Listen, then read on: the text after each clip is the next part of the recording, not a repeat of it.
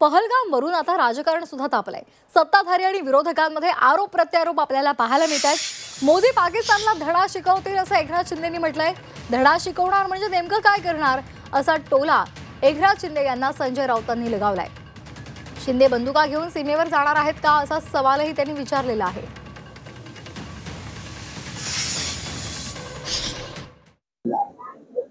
हा अतिरेकी हल्ला आहे, हा पाकड्यांनी केलेला हल्ला आहे।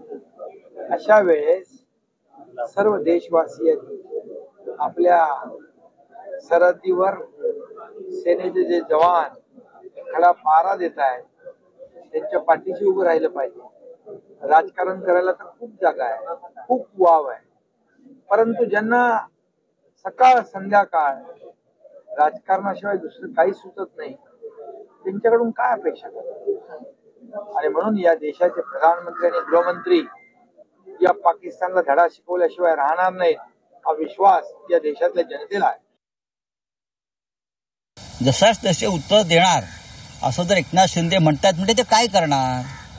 त्यांच्या लोकांना घेऊन सीमेवर चाललेत का? हातात बंदुका घेऊन काय करणार? काय हे नाटकं बंद करा। जशाच तसे उत्तर दिलं असतं तर काल 27 लोकांचे प्राण गेले नसते।